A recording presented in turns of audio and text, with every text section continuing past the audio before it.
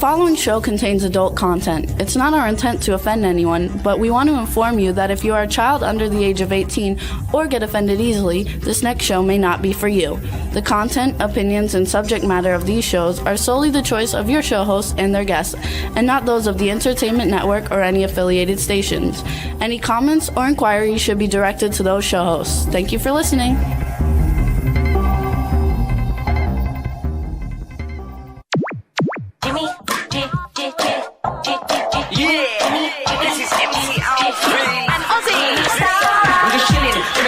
Sitting down and designing, where every man in a thinking, what are we gonna be wearing? Yo, I'm a Liverpool MC, you can't test me. Big up the girls inside the party, let's get down to crazy Jimmy. Big up myself, the known as Alfie, the one and only, the Turkish MC. Always love the clothes of Jimmy. Bitch, I'm your one I wanna be, Jimmy Star, new celebrity. We'll take you out to Jimmy Star's. Hello, what's up everybody? Welcome to the Jimmy Star Show with Ron Russell, bringing you the good times in music, fashion, pop culture, and entertainment. We have a super great show for you guys today. We have two fabulous guests. One of them is, our first guest will be Robert Lusardo, phenomenal actor. You guys know him from everything. Our second guest is Tommy McLaughlin, and you guys will actually know him from everything too. And Ron will be impressed because he's worked with a lot of people that Ron knows over the past. So it's going to be a great show for you guys today. Before we get started, hey, everybody in the chat room, let's say hi to our cool, outrageous man about town, Mr. Ron Russell. Winter's here. My nails split. Why is that? They catch on all my clothes and drive me crazy. Last night when I was sleeping, a toenail split and got caught in the sheets, made me nuts. So now I'm filing the goddamn things down. I look like shit anyway. I need a haircut. Me too. I need Botox. I don't need that. I need Botox. I'm going to get Botox. I'm thinking about it, folks, because when I smile, I have all this crap. I think the Botox can get rid of it. I got to look good for Christmas, you know.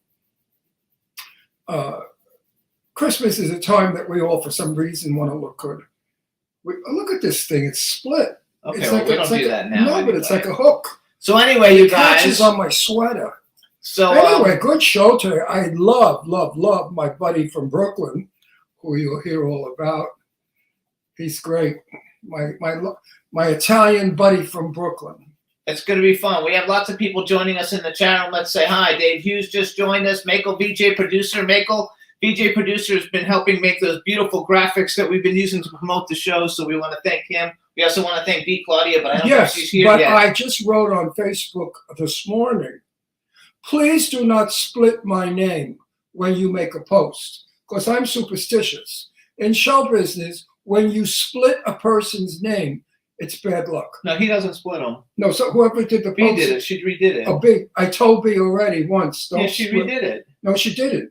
It's split. Go look on my page. It's Ron here and Russell on the bottom. Oh, we're going to keep Ron Russell and on that's the same bad thing. luck. And I don't like that at all. Oh, there's B anyway. So B, thank you so much. B, I No, it love wasn't you to B. death, but get it right. I don't know which one who The did one it. that, with Lasada, today's post. I know, but there's two people making them, so I don't know Well, which one whoever it the is. two people are, kindly, I appreciate what you do. I honestly do. But I'm superstitious. If you No, split it's a not. name, it means you're over in the business. And I'm 83 years old. You know, I could be over I in don't a see minute. it split. That was an old Get one you old. saw. That was an old one. No, it's not old, you little maricon. Don't tell me what I know. I'm looking at it No. right now. Yeah, oh, look. I see it. Okay, you're Yeah. right. Okay. It's Ron and then Russell. You never split an artist or performer or an actor or an old Okay. folks' name. You're right. All right, everybody. So, B, thank you so much for making Thank you, B. I the, love it. I the- don't want you to think I'm an ungrateful person. B, you're the best, and Michael B, Shut you're the up, I'm best. speaking. No, I'm talking. There's a lot going on. I Yeah, got but I'm saying something.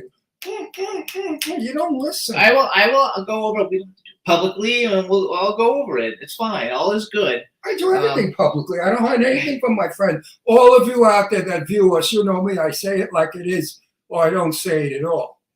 Anyway, thank you so much, B. You're wonderful for doing what you do. I love you for it. And Michael too. Who? Michael VJ. Who? Michael VJ. Who the hell is that? He's the guy doing the other promos that you don't. I don't even know who he is. I know. Well, yes, you do. Yes, No, I you do. don't. Well, he's been making beautiful Do you have promos him for around? us. No, we don't know him. So how do I know? So please, let's go on with the show. I'm very confused. Don't be confused. B, you're fabulous. Also, who else is in here? Let's see. Don Hinton has joined us. Stefan Bell is in the chat room. Let's see. Who else we got? Lady Lake is in the chat room. It's a lot of people, you guys. We really do have a great show for you guys. Well, we want have to thank everybody. some terrific shit on today. We also want to thank everybody for listening to the show on iTunes. We were number 19 on the charts, and I think we're charting in about 10 countries. So thank you so much. We super appreciate everybody's support and everything that they do in helping us build the show. You need a haircut. I do need a haircut, yes. We both need haircuts. Yes. You have this white thing on your mouth. I don't know what this is. There we go. I got it. I got it off. What is that? I don't White know thing what on it my was. mouth. It was like paint or something. I don't know. No, Toothpaste maybe. No, yeah, could be. So we're going to get haircuts before next week, you guys, because next week is our once-a-year Christmas show. And I'm going to bring really people look on. into Botox. I don't know if I should do it or not. I wish you guys out there would let me know. Because when you smile, all this crap happens. It's all wrinkle. 82 years old. You're old. You're wrinkled. So now if they shoot Botox in there, I'll be paralyzed. So I'll look like this. I think that's hilarious. And I'll be talking like this. Hello? Look, I'm laughing hysterically. Oh my God, it's so funny. Oh, I'm laughing. Can't you see me laugh? Oh. That's hilarious. Well, that's what happens when you get too much Botox. You look like you had a stroke. Yeah, look, I just have Botox put in my face. See me? I'm smiling. Look. I love it. All right. I'm happy. I'm going back to work. After January, we're going to be filming Death Realm. And I'm happy because I might be playing Kevin Bacon's father. They're now in negotiation with Kevin Bacon, and if he agrees, we got it. Yeah, it's going to be a lot of fun, you guys. I'm producing it. We have a bunch of movies, hopefully, at the beginning of the year that we'll get to start working on, and they'll start going in pre-production to hopefully stay busy all year. So that's what we're hoping for. How long haven't I worked? In over a year. I don't know. Between COVID and the strike, it's been over a year. I mean, the strike was 6 What months. was the or last something. movie I did? Clowny, Clowny. And when did we shoot Clowny? about over a year ago. Over a year ago. So I haven't worked in a year. Oh, let's get back to work, kiddies. Absolutely. Huh? There's also another film I'm going to be producing, you guys, with the same people who are doing this Dream Cinema Productions. And it looks like we have Sharon Stone and Mel Gibson attached to that one. So I'm going to be producing that one, and it should be a lot of fun. Don says, hey, do you have a new watch? No, it's not a new watch. It's my Christmas watch. I wear it at Christmas time because it's red and green. I like these little crappy novelty things. No, they're a lot of fun. I'm a novelty person. B. Claudia says she understands now. She didn't understand that B, before. I love you. I don't want to say anything bad, but it's just, how would you know about a New York theater superstition? There's two things you must never do in theater. Whistle backstage because they'll kill you. If you're on Broadway and you whistle backstage, they throw hammers at you. I mean, they do sandbags fall from the rafters. And the other thing is never wish anybody good luck. Don't say, okay, good luck. Have a good show. I No. find a lot of people don't like that. I have a lot of friends. No, you can't. You have to say break a leg. These are just things that are old sayings. And the other one is never split a name. Like if you have, say, let's take a big name, Marilyn Monroe. If you did Marilyn here and Monroe down there, she would have a nervous breakdown. And believe me, that's easy for Marilyn to do. But it's just crazy stuff that we do in show business, but we believe it. And I'm very superstitious because I believe that signals we send out happen. If you send out negativity, you will be negative and people will not like you. And you have to always be positive in everything you do and be certain that you're positive because positivity works. Negativity, no way. Those people that are negative, they wind up in the shit can. We want to say hi. Stefan is also in there. Hi, so Stefan. How's your beautiful wife? You're lucky you got her. there we go. So real quick, you guys, we want to tell everybody thank you, first of all, again, for listening to the show. We want to keep going up in the rankings. You can listen to the Jimmy Star Show with Ron Russell on Apple Podcasts, iHeartRadio, SoundCloud, iTunes, Spotify, Amazon Music, YouTube, Google Podcasts, Radio Public, TuneIn, Pandora, and Amazon Prime. And I think our guest is already here, so we can bring him on a little early. You ready? Good. All right, let's bring him in, Juan. Hello. Say something. Let's make sure we can hear you. He's not saying anything. I'm just messing with you. Don't be a He's just bull. messing with you. Don't be a ball buster, or I'll make a phone call to Brooklyn, and you'll be in the next bridge they build. When they pour the concrete, they'll pour you in with the concrete. So don't fuck with me, fella. How you doing? How you doing, Bobby? We can. Don't call him Bobby. I call him Bobby because he's from Brooklyn. He's Italian. I'm from Brooklyn. I'm Italian, and I'm allowed. Right, Robert? Bobby? See, he said yeah. He said yeah. All right, everybody. Now we want to welcome to the Jimmy Star Show with Ron Russell, the incredibly talented superstar born in Brooklyn, New York, Robert Lasardo. Yay! And hello, and welcome to the show. We're super excited to have you. I'm very Thank you excited. for having me. I know it's going to be fun, and I love your Christmas tree in the background. It's beautiful. It You seems fitting. Yes. Everybody's so afraid of you because you look so mean. Oh, shut up, dog. Astro, shut up. You look so mean and ornery, and you know what? In person, you're sweet as bread.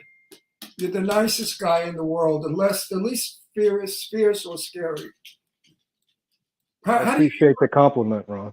no, but how do you feel about that? People shit in their pants when they meet you. I don't really think about it too much. I just I mean, you're terrible. I mean, I see you in the movies, and you're great at what you do because Thank you you. rock that camera. I mean, you really are an evil-looking guy and mean and fierce. He plays an evil looking. I know. Well, are you going to correct me on what I say all day? Is this going to be a fucking correct Ron Russell show? Let's correct Ron's show, okay? Fuck it all, right? Let's correct Ron. You know, hey, Ron. I just What? want to know, when are you scheduling your Botox appointment? what about my Botox? Should I get Botox? I don't know. I think you look. Honestly, I would contest that because I think you look great. Yeah, but you I- saw me in person. You saw the Yeah. wrinkle. More the reason why I would suggest against it. I don't think he should get it either. I don't think he needs it. My daughters told me I needed the little bitches. They said, Daddy, you have wrinkles. Get Botox. I don't know. I think it's indicative of character that you have wrinkles. It shows the kind of life you've lived. So, Robert, may I call you Bob? Because I feel like Yeah, whatever you feel comfortable with. I'm Ronnie. I'm not Ron. I'm Ronnie. Okay. Listen, where are you from in Brooklyn? I know, but let everybody know. I was born in Coney Island Hospital, and then let's see, it's so long ago. It's hard to remember because I left when I was 18. But I know that I lived in. Is it called Flatbush? Flatbush. I lived in I lived in the Yeah. Red Projects. In Right. Redwood. Right. So I moved around a lot. So there's a couple of spots I think that we landed in Brooklyn. One was Flatbush. The other was Fort Greene near Brooklyn Tech. You know that area? Sure. Downtown Brooklyn? Okay. And then, yeah, I found myself Red Hook, South Brooklyn. Where you're from, right? Red Hook, Columbia Street. Red Hook. When you and I were speaking that day at the premiere, you mentioned that I was born Columbia Street was the street I that you was mentioned. born right? at 40 or 4002 Columbia Street in the Sure. Red Projects in 1940. They were brand new projects. And my parents were so happy because we had hot water and steam heat. We hadn't had that before that because it was a war going on. So you couldn't get coal to heat the house. So a lot of places we lived, there was no heat. And I grew up in Coldwater Flats, Wow. which were not happy times. So we moved to the projects and we had 3 bedrooms in the top floor. And my mother thought that she was the richest broad in the world because look, we got steam heat and hot water, shower. It was a big deal. Yeah, it's Were you- important to were you poor appreciate too, these right? blessings. Were you- People forget. Were you poor? We were rich. We were rich in our spirit, and we were very creative in the way that we lived because we had no money. But We did you have? lived in, I lived. We lived. Let me finish. We lived in a van. We lived in a Volkswagen bus and traveled around upstate New York for a while. So we were basically displaced people, So like hippies, basically. you, So you had hot water. No, if you lived in a van. no, I remember up in Croton Harmon when we were living at a campsite that I used to have to carry the dishes to a spigot, a water spigot, and there wasn't any hot water. It was cold water. I washed the dishes, and I Bobby, slept in a tent. I you're slept in like- a tent. You're a lot younger than I am.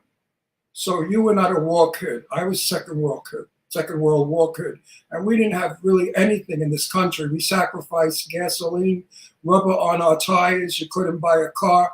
We had food rationing. I remember when we moved out of Brooklyn, we moved to Astoria. My grandmother right away put a garden in the backyard where she grew we had 2 chickens. I mean, yeah, we lived like the Beverly Hillbillies, like that TV Yeah. show.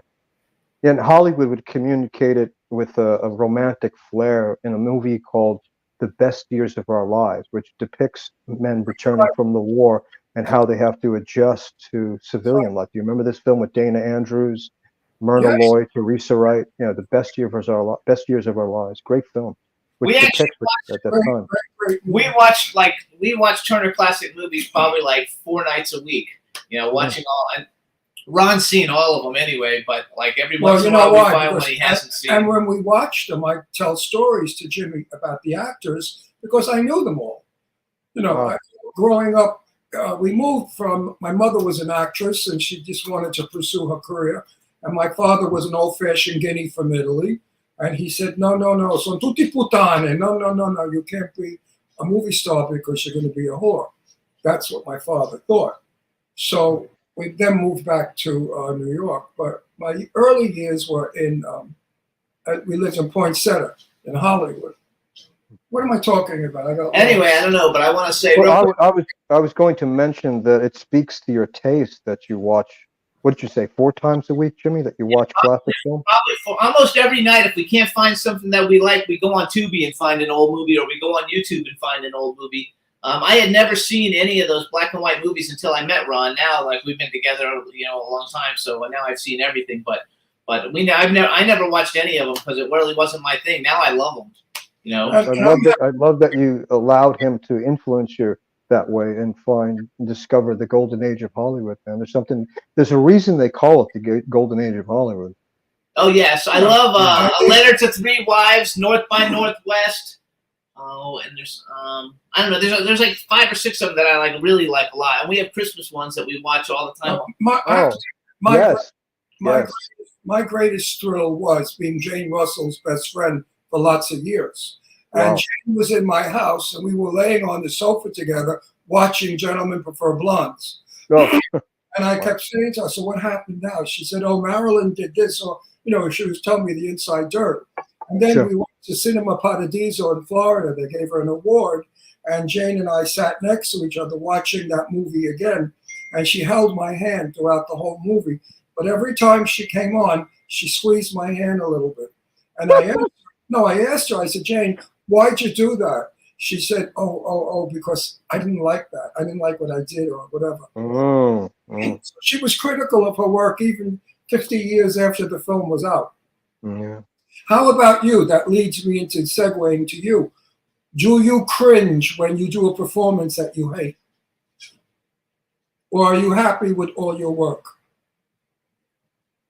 There's a couple of things I consider when I'm viewing, my work, that it's not my work. It's something that somebody else wrote and that I have no control over in terms of the way it's edited and basically hemmed together. So I'm very forgiving in terms of what I watch. And I also sometimes don't remember what I was doing because I tend to get lost in the character. So when I watch it, I'm kind of stunned.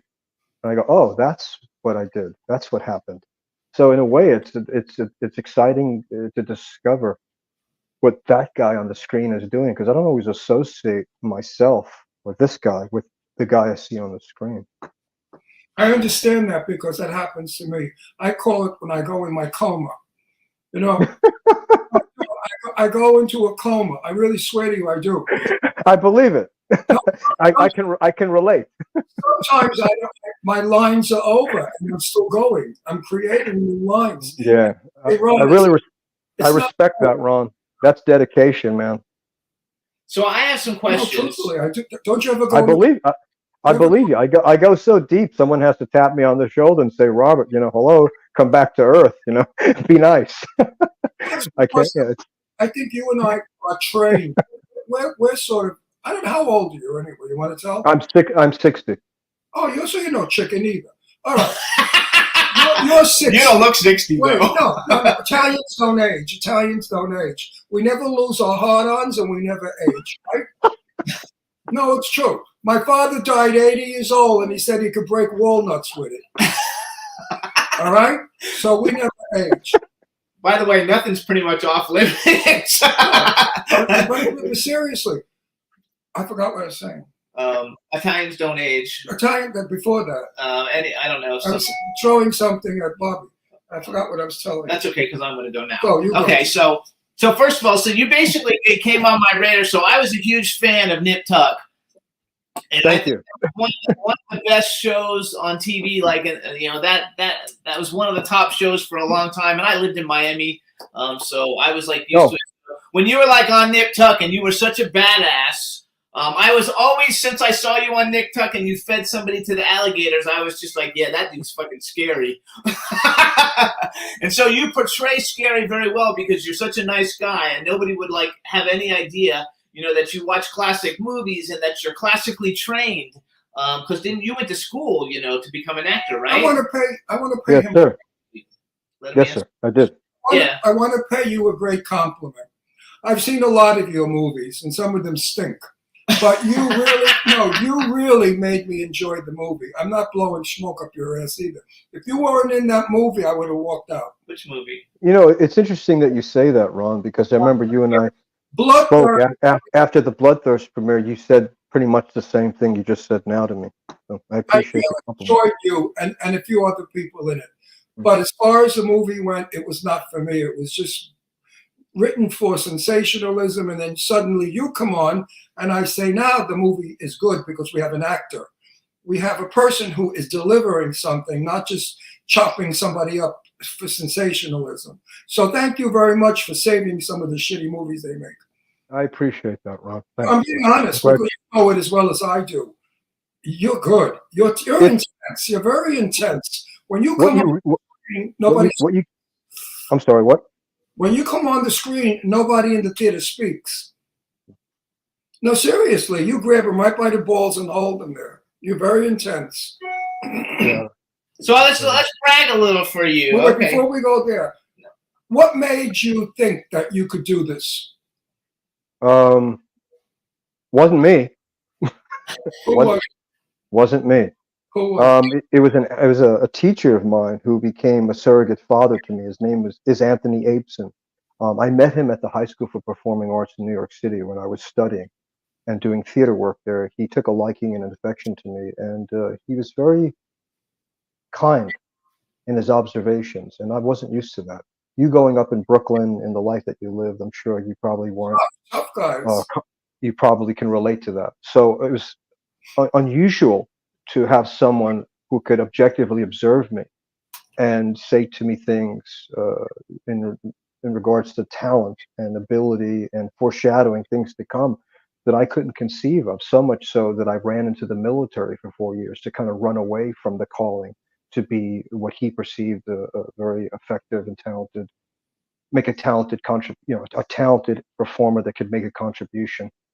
I didn't see that. But I did eventually. I kept in touch with him while I was in the military. When I was discharged, I went back to New York. I started studying with him privately. I went to the Actors Studio, went to the Stella Adler Conservatory, and so I reacquainted myself with the craft and with the sentiment and the encouragement of Anthony Abeson. I realized that he wasn't making it up, that it was actually something that lived within this guy that I could bring to bear on stage and at auditions that would affect people and potentially make a living doing it. Okay, you're going to tell me that you never did it in the mirror. Did what in the mirror? I've done things in the mirror, Ron, but not that. Your lines, listen. No, I'm not a fan. I'm not a fan of the mirror. To me, it's kind of like the story of Narcissus. You know, the narcissist, everybody like looking down at the pond at their reflection. The teachers of all the teachers that I studied with that were like drill instructors always emphasized not painting self-portraits, to avoid the mirror, so that you could go within yourself to develop the interior of a character that's very much different than how you manifest in day-to-day experience. See, So the mirror is a problem. You have to break the mirror no, and the mirror, go beyond the mirror The to mirror- substantiate and build foundation for character development that has nothing to do with what's appearing in the visual aesthetic. You got to transcend the visual aspect of yourself. You got to go beyond. is not a problem, and I'll tell you why. I'm in an upcoming movie where I'm going to suggest to the director that I cry when I find out my son has been killed. So I went in the mirror and tried crying. I learned one thing, not to cry the way I thought I would cry, because I looked like I was having a diarrhea attack. So I was squinting, and it was horrible. So I kept looking in the mirror saying, let's try it this way, Ron. Let's try it that way. And finally, I got it the way I didn't look like I was getting it up the ass either, in pain. So, you know, I do find the mirror to be very helpful. Yeah, you know, can I speak to that? Let me speak to that. I think technique varies from person to person. So I think another thing that my teacher said to me, no recipe. You know, that's why I think different schools of thought, different drama schools, a very hard line with their fundamentals about their method, right? And I think it's probably maybe a wiser choice to borrow and take different elements from the fundamentals and kind of make your own stew. And so if that works for you, I'd say rock on. You can't really tell somebody their process. They discover their process independently after researching all the different schools of thought. You come away with something that's, you know, uniquely yours. Jane Russell and Terry Moore both told me that Marilyn Monroe, before she went before the camera, looked in the mirror and kept saying, I'm Marilyn Monroe, I'm Marilyn Monroe, I'm Marilyn Monroe, over and over again until she became Marilyn Monroe. So Joan Crawford did the same thing. Mr. Blackwell told me that Joan Crawford, before she would go see people, I'm Joan Crawford. So I guess the mirror, it's not a narcissistic thing. It's kind of like we're going to see what's on film before we shoot it. I feel that way about it. I'm not narcissistic. Yeah, well, it makes sense. What you say makes sense, I'm sure, to you. Yeah. Well, so you do it without. So you have another talent. I don't really think about it that much. I just know a couple of things, Ron, is that I read the material. I get lost in the imagination of the writer, and my own imagination kind of gets in the driver's seat and takes me places, man. And then this guy disappears within the framework of the screenplay, the story, and it just happens. Well, are you a method actor? I don't like labels. I wouldn't say I'm a method actor. I would just say that I found certain advantages to utilizing the method, but I've also found advantages to doing it a different way. So I borrow from different schools of thought, like I just said. I think it's dangerous when you get locked into one way. I think it's important to stay open to learn different methods. People ask me that question, and I say, I'm a realist. That's all right. I'm a realist actor. If I cannot become the character, I won't do the part. I have to totally become that character and feel it. I have to. I mean, maybe I'm a schizophrenic. I think I think that speaks to your dedication, because if you believe it and have a real experience, I think the audience will have that experience with you. They can tell if you're lying. Right. So if you're not lying to yourself or the character, the audience will feel what you're feeling. Isn't that the goal, ultimately? Absolutely. Now, how do you feel about working? Now, this is a pet peeve of mine. How do you feel about working with an actor who has never worked before and gave the production money to be in the film? Well, it depends on the actor. That model I can't really speak to because that's a producer thing. But I would say as a performer and dedication, you know, I can tell both of you are very dedicated connoisseurs and participants of the art form itself. So I think if the person who's standing before me takes it serious, does the homework, reads the script, and is prepared, no problem. But if they show up with not prepared, and they just kind of stumble through that process, it can slow things down, and you kind of get the feeling that they don't respect something that I think you, Ron, and Jimmy, myself, find sacred. And in that sense, they're committing, it's sacrilegious. They're committing an offense against the production, man. So I get upset sometimes, but what can you do? I mean, it's beyond my pay grade. What am I going to do? Run to the producer and say, listen, get rid of this person because you're not taking it serious? They'll tell me to shut up, man. And you have to be careful how you communicate your passion. I mean, clearly, Ron, you and I and Jimmy, we can communicate this here and within the context of the show.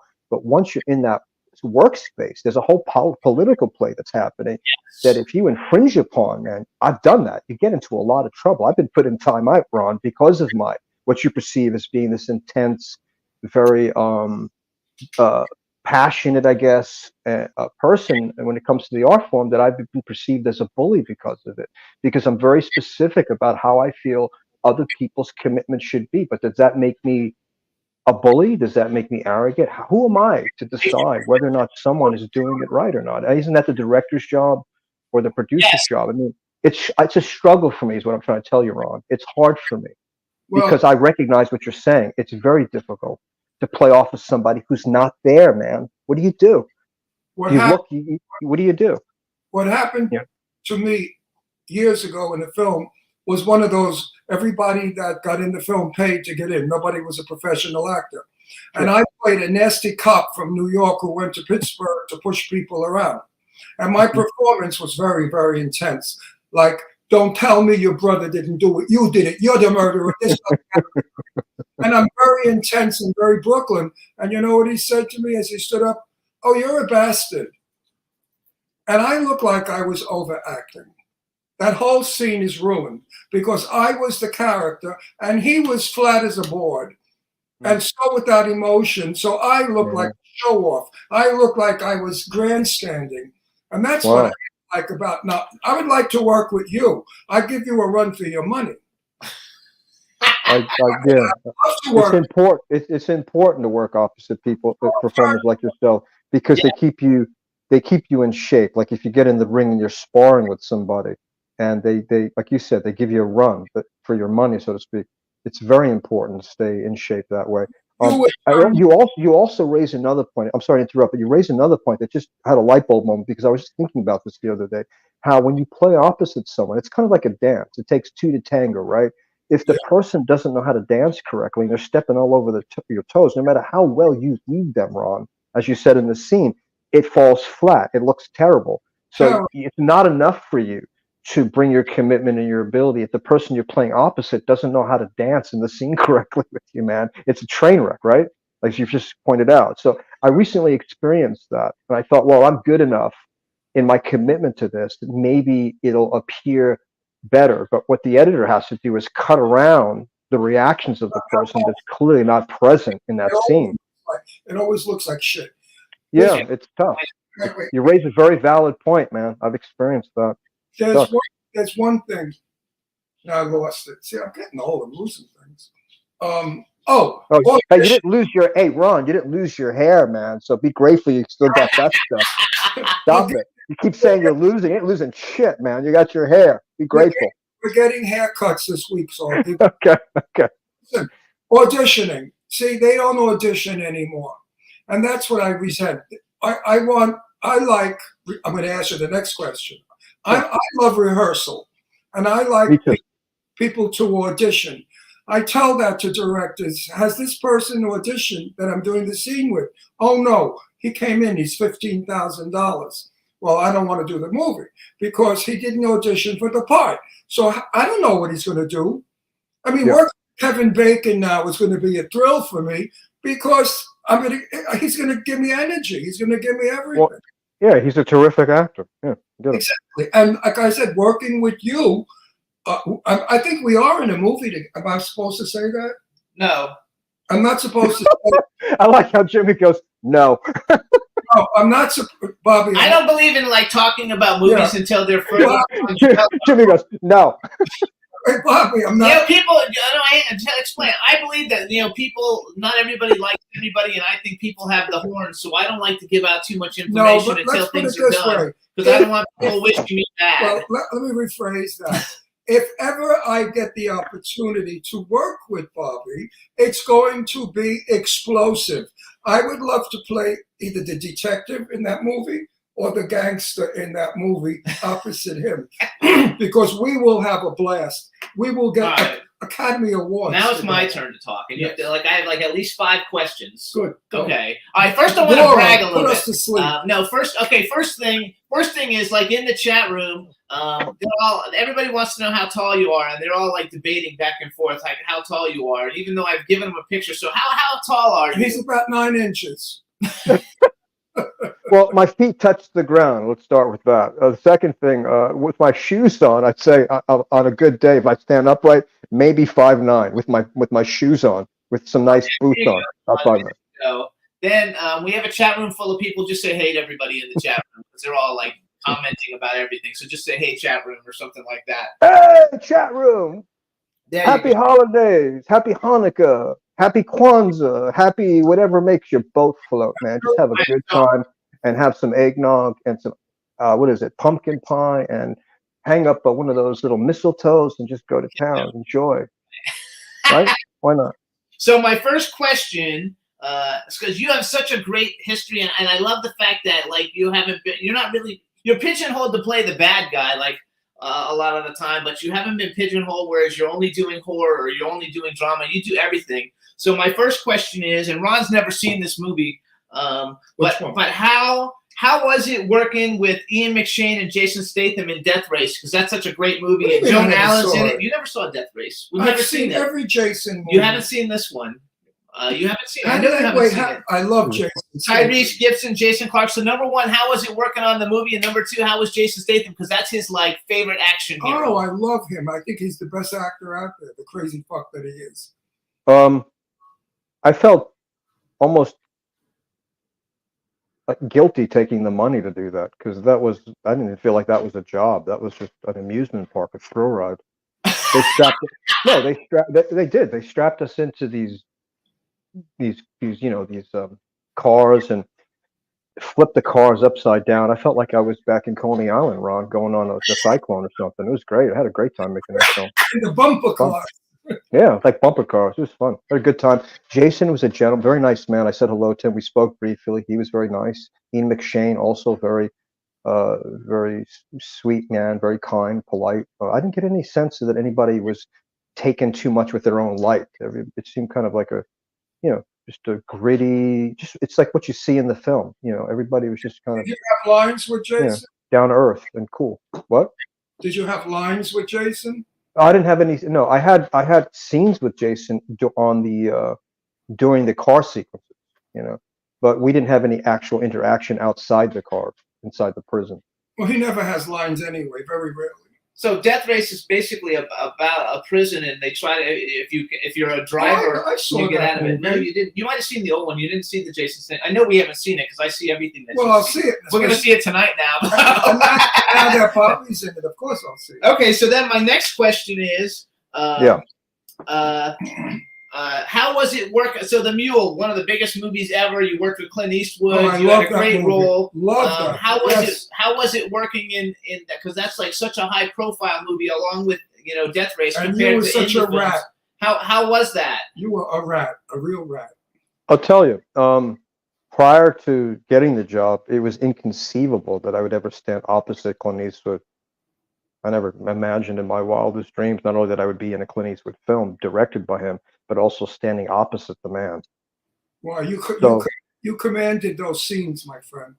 Well, can I say something to you, Ron, about that? You know what I found out about Clint Eastwood was that he's very very just low key and very some celebrities, some movie stars, you work with them, they're very specific about how they want the sequence to go, because the concern is how will they look ultimately, because it's about them, right? I didn't get that sense with Clint Eastwood. What I found with him is he's a collaborator. He likes for you to improv. He likes for you to take risks. He's open to you playing jazz with him in the scene, because during some of our sequences together, him and I just decided to improv, go off the page, and he went with me. He didn't stop the scene. He didn't take me aside and counsel me about anything. He thought it was great that I lived so much in the moment with him, and was committed to those moments that he knew how to play off me, and it was beautiful. And they kept it in the movie. They didn't like cut it out. They used a lot of it. You know That what? is so Give yourself the credit. I know you don't like to do that because I don't get you're narcissistic. But if you didn't give to that scene, you would have been pulled out to the side. You would have been definitely pulled to the side, and Clint would have said to you, "Listen, can you do this?"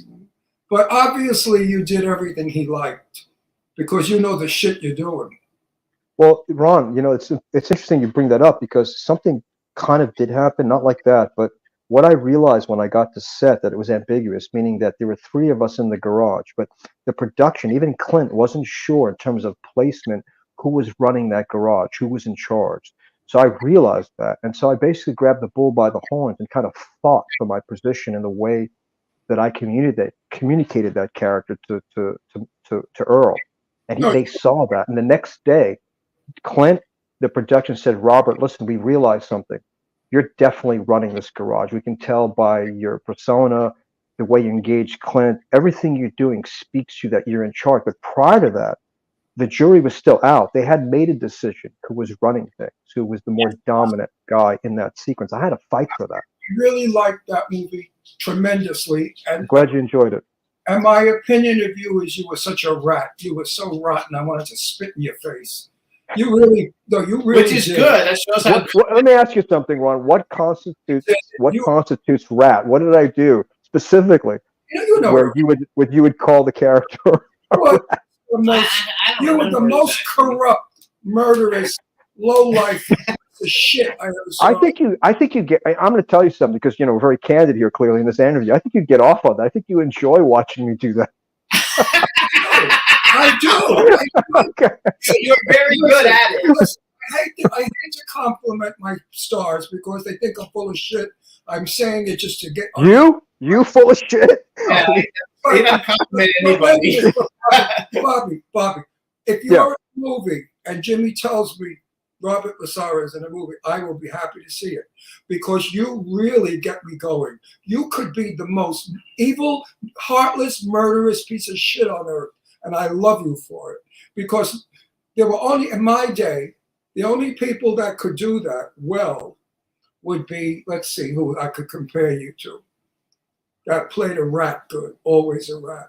I don't know, but I want to go. Go. All right, so I'll think about it. Ron's not going to like this question. I'm just bringing it up because so Ron is not a big horror fan, but I'm a huge horror fan. And when The Human Centipede came out, I had the whole cast of the first one on our show before Ron was on the show. Dieter Laser, Tom Six, everybody. So you're in The Human Centipede final sequence. And I don't actually remember. I remember what happens in the film, but I don't remember what you did in the film. But what did you think? Because you're in that. Eric Roberts is in that. A lot of big stars were in that film. What did you think? Centipede? What did you think? He's in it. The one where they.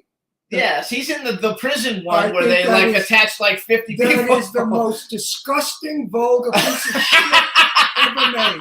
That film should have been put on fire. So I want to know. I remember there was a sequence where I had to do that. Put it do down. something sexual violently to the Dieter Laser's character, and I remember I remember thinking, okay, this is challenging, right? And then I looked over at Tiny Lister, and I Wait. said, hey, Tiny, I think we're going to go to hell for this. He said, Rob. I said, what? We're already in hell. We're already there, man. And I started laughing, man, because I thought that was hilarious. The Tiny, may he rest in peace, because he's passed away. But he was just a nice man and very friendly. We got along well. And Jay Tavara was also in that film, who I became friends with. I just had a good time, working with him. Tom Six was friendly. His sister Ilona Six was very nice. It's just despite the material being very barbaric and sadistic, Eric, the set and the way we went about it was very, very polite and responsible I and said, endearing.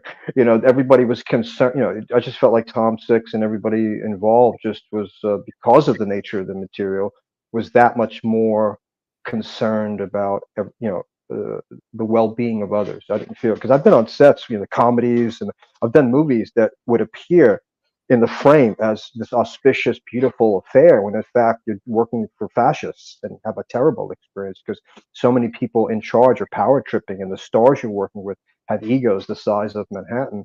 Yes. That it's not fun. But I didn't, with something as nefariously known as the Human Centipede trilogy, it wasn't really a tough shoot for me in that sense. You know, Other than what the material suggests, the Right. material is very dark. The Whoever, material is dark, but I've lived in darkness so long within the mythos of the work I've done that it's kind of familiar territory for me. It wasn't like, oh, I've never done this it before. was so intense. whoever wrote that script was into scat. There's no question about it. That person loved scat. I thought it was an ingenious movie. It's disgusting, but it's ingenious. It was Okay. not ingenious. You know, too, Tiny Lister is another one, kind of like you. Rest in peace. Like the first time I met him, he gave me this like mean, look, Yeah. and I thought, oh my God, this guy's gonna freaking kill me. And then he gave me a big hug, and he was laughing, that he was intimidating. But he's a lot like you in a lot of ways. Where he plays roles, where he comes across very intimidating when he's really like a nice guy, which just shows what a great actor he is. Yeah, I think also maybe because of his past life, like mine, you figure out very quickly, out of necessity to survive and not ruin your life, to keep the beast at bay, to put that aspect of yourself down in the dungeon and let it live there, and only feed it occasionally when necessary in front of the camera. Otherwise, they send you away forever, for real, and you end up in one. So I've had to learn how to basically to balance out the tendency. Yes. And so when they say action, I get to let that devil out, so to speak, and play a little bit. Okay, Bobby, have you any idea how many actors do what you do and do it poorly? I've seen it. You've seen it. How many actors try to be mean and tough, and they just come across as actors?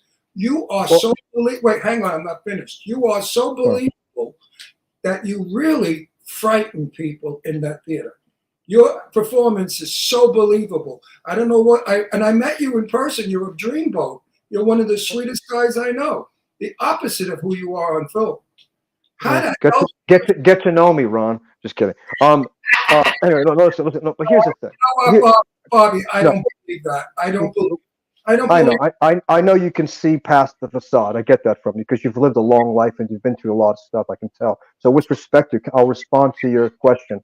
I think that my sense is that the performers that try to project that don't understand the nature of it, meaning that I don't feel that the characters or the writing suggests anything that's can be judged as good or bad. I just see it more along the lines of an individual who's tortured for any number of reasons, who's suffering and has an inner conflict that they are wrestling with. And I think all humanity can understand the complexities of the gray area in everyone's life, that we battle with this thing within ourselves.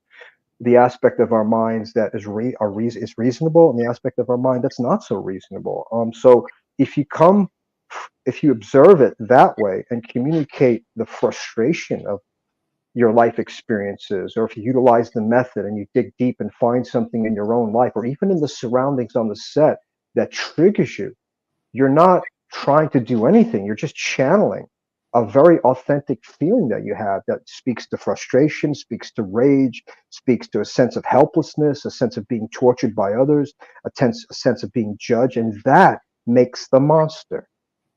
Not trying to posture machismo. It has nothing to do with that. It has everything to do with the young man or woman, mostly men, who's so tortured and frustrated by social circumstance that he ends up picking up a rifle, goes into a school, and kills a bunch of people. I'm not saying that's right, but I understand the precursor to that. I understand a mind that can collapse in on itself, become so confused and distorted because it feels crushed by a society that is apathetic, that's shown that person no love, that it doesn't know how to cope. So it acts out and does something that most people go, oh, that's evil, that's terrible. From my point of view, I understand why. I'm not saying the methodology is correct. I'm saying I can understand why someone would lose their mind and do something very violent.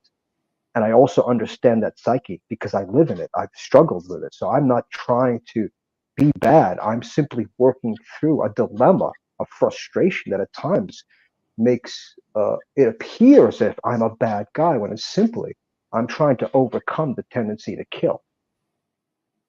It's Well, you intense. said a mouthful and it's all true. So I got to agree with you on that stuff. I'm in the business 64 years. In 64 years, I learned. Wow. Yeah, Wow. I started at 19 years old. My first movie was with Tab Hunter and Sophia Loren. It was That Kind of Woman. I played a soldier. 1959. I've learned one thing: never lose my Brooklyn accent because it keeps me working. I was on a film where we were three mafia guys in a cabin, and we were going to chop a guy up and kill him. And the one actor said to me, "Ron, can you teach me how to speak like you?" I said, "I don't know. Let's try it." So I said to him, "Get over here." And he said, "Get over here." I said, No, not here. Here. He said, "How do you say that?" Here. Get over here. What are you doing? Get over here. He couldn't get it because he was from Connecticut. You lost your Brooklyn accent. Can you get it back if needed? I think all it requires is that maybe someone make me angry. He said all it requires is maybe someone make me angry. I have a question. I can speak correctly if needed, as you can hear now. But when I You speak, guys, I'm gonna interrupt. You guys are a lot of fun, man. This is one of the better interviews I've had. You make me laugh. No one makes me laugh. So I'm good. I'm kudos. Thank you. I know you made me.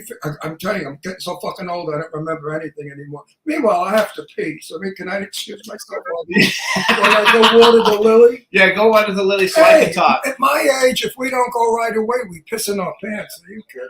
So actually, I'm gonna start wearing Pampers next. we have two people who help with the show a lot. One of them's name is Mako VJ, and he made the beautiful graphic with you on it. And the other one is B Claudia. Thank you. So just say hi to Mako VJ and hi to B Claudia. Hi, Mako. Hi, BJ. Appreciate the work you've done. Thank you for showing me love and respect. Yeah, Appreciate it. And then, so I want to know a little bit. So I don't remember your role in Waterworld, and I know that movie was a bomb, but No one does. That was a terrible movie. I liked it. I don't know why No. it was terrible. Did you get to work? Because I felt it was edited incorrectly. As I was watching it, I said, "Now what? Who gives a shit?" I liked it. See, I'm probably the only person, out of all the people who saw it in the world who actually enjoyed it, because I thought it was a lot of fun. And the girl who plays the little girl in that, she grew up and she plays Veronica Mars' best friend on Veronica Mars, and I just loved it. So how was it though working on that? Because were you really working out in the water someplace? Yeah. It was another example of the vacation that I mentioned, akin to Death Race. They paid me a lot of money. They flew me to Kona, one of the Hawaiian Islands, and I met Kevin Costner. He was very nice to me, and it wasn't like it was a vacation. Yeah, they put me in the body cast because there's a sequence where the character that I'm portraying, Smitty, gets killed by a jet ski, and so what they did was they made a full body cast. They made basically this robot. They painted tattoos on it. Back in those days, I had long hair. That's probably why you don't recognize me in the film. And it's just a couple of moments where Kevin Costner is trying to infiltrate the ship, and I'm one of the guards named Smitty. And I say a couple of lines. I don't remember what they are. And then he basically crushes this guy against the metal beam with the jet ski. So it was kind of fun. It's like Death Race. They built a robot to kill Grimm on that track, right? When the Tyrese is driving that giant truck, and they broadside Grimm, and they obliterate him. It was kind of similar to that. Did you? So I had a great time. Did you understand the story, the script? Say again? Did you? I didn't. I'm just gonna tell you straight. I don't remember going to the theaters even watching the film. I didn't watch Death Race either. When the movie came out in theaters, Death Race and Waterworld, I did not go to the movies to see it. Did you I go didn't see? watch Death Race. Did you go see the mule? Did you go see the mule? Yes, that I saw. Okay. That was a good. That was. I don't watch a lot of my own films. Sometimes I do. I'm just discovering them now because I have a fan on social media, a young man from South America named Marco, who's constantly putting clips of all the movies and TV shows I've been, and I'm watching them now for the first time. Because I didn't watch a lot of the network television shows that I was on while they were on. When Nip Tuck was on, I didn't watch it. When CSI Miami was on, I didn't watch it. I didn't want to. I don't know why I didn't want to. It wasn't stage fright. It wasn't judgment. It was just simply that I felt that what I did was good enough, and I felt satisfied in it, and I didn't feel like I needed to look at it. There was enough people, Ron and Jimmy, telling me how I did. They were coming to me saying, "Hey, I saw it," and explaining to me their perception of this. So, well, why do I need to watch it? If everybody's telling me what it is and how it is, I don't need to investigate it. Let it live in its own. You don't get to choose what people like, guys. You know that, right? Let the people like it. I had a good time. I was very friendly with David Caruso back in the day, the star of CSI Miami. So I had fun working with him. I had fun working with Ryan Murphy. I just looked more at it more as just an experience in the workplace that either was positive, and as you spoke about earlier, negative. I had a lot of negative experiences I don't wish to talk about, but I just remember the experience. I didn't tune in so much. I didn't need to. It was enough to know that people I was working for, very powerful people, were satisfied with what I was doing. That was enough for me, just to know that. I love it. In my younger years, I did a lot of television back then. Mm-hmm. Not a lot, but television. And I didn't mind watching myself because I was 28, 29, 50, 40, 30, looking good. Now, if I should happen to see me in a film, I go, "Oh, you ugly old fuck, what are you doing? Still working? Quit, it's time to give it up. Retire, give it up, babe." So I don't enjoy seeing me on film. And maybe when you get to be 83, you'll feel like me, Bob. Well, it can be difficult, Ron. I mean, I understand that. I mean, I think that's why, when I met you at the Bloodthirst premiere, I enjoyed the movie probably mostly because I couldn't recognize, I guess, what I'm accustomed to seeing in the mirror. When I'm shaving or something, like, ooh, wow, look at the makeup, look at the cape, look at all the stuff they did to transform me as much as they could within the budget. So that was kind of nice to not be able to recognize this guy, right? That's pretty cool. Actually, I was with Jane Russell, and we were at my house and we were watching one of her movies. It was Macau, where she was breathtakingly gorgeous. And I stupidly said, "Janie, how does it feel looking at yourself then, and now you look at yourself?" And she turned around and said, "What do you think, Ron?" She didn't like looking at herself young. She found it very, very upsetting because she was treated like a star, catered to. Everybody adored her. She was the #1 beauty in the world in 1940. So it's hard. okay, It must be really, I can only imagine. I can only imagine what it's like for actresses, for women. Rita Hayworth felt the same way. Yeah, I'm a big fan of Rita Hayworth. Gilda, right? So many great films. Yeah. I knew Rita Hayworth, and she was the same. So here's a question I have. She didn't like Yes, Jimmy. What's the question, Jimmy? First off, so we have Dawn in the chat room. She wrote a comment about how she loved you in Bloodthirst. Just say hi to Dawn. She'll love it. Hi, Dawn. I love your name, by the way. I think I love that name, Dawn. Reminds me of an old. You'll know this reference, Ron. Frankie Valli. Dawn, go away. I'm no good for you. Remember that song by Frankie Valli? We met Frankie Valli. We know Frankie Valli. So you know the song Dawn, right? Dawn. Yes. Dawn. Yeah. So Anyway, here's my thank question. you, Dawn. Here's something I'd like to ask. Wait, Frankie Valli's Hi, not. Dawn. He's not very Huh? nice. He's not very Yeah, nice. he was very nice. He's not a nice person. I'm Frankie. sorry. I'm sorry to hear that. I know what that's like. Sorry to hear that. He's really not. He's not friendly. He's not cooperative, and he's very much the star. So here's my question. I asked this to all the actors that come on. So bucket list. You've worked with a lot of people. Because if I went down and like, Oh, put wait, all I my want to notes- answer one question before you Oh. go there. All right. Why don't I would love to see you play a vampire. He just did. Where? Bloodthirsty was a vampire.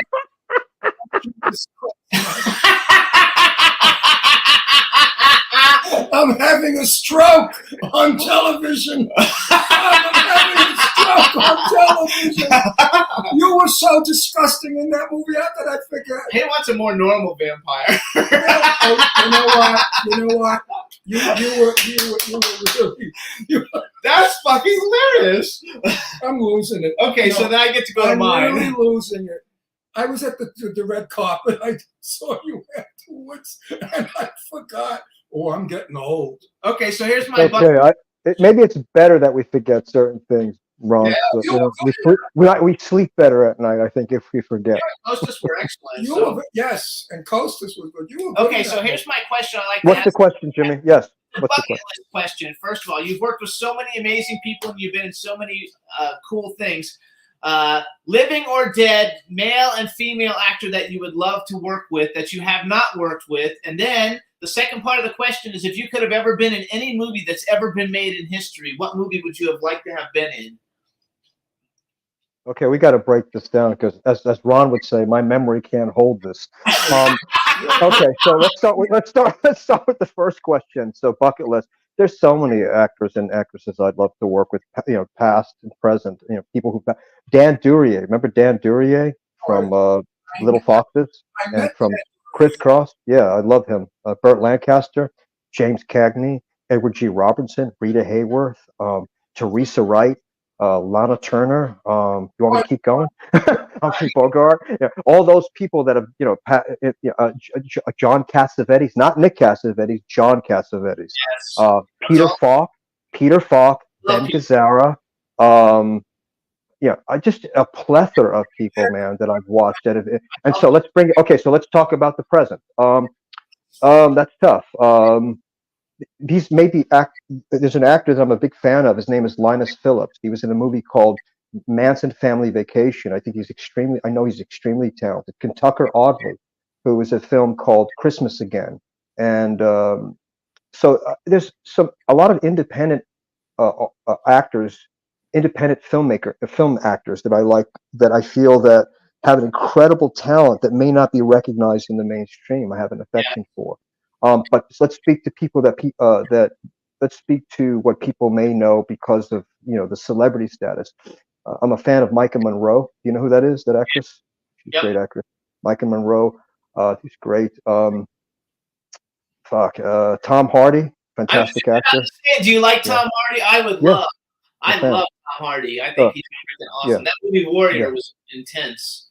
Johnny Depp. Johnny Depp, I think, is one of the best. He's one of our best. Joaquin Phoenix.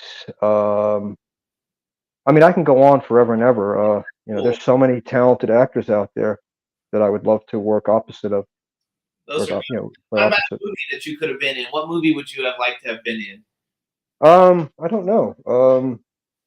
So many of the decisions that are made in terms of casting are arbitrary and unjust. So I think that's kind of a rabbit hole to go down. But I don't know.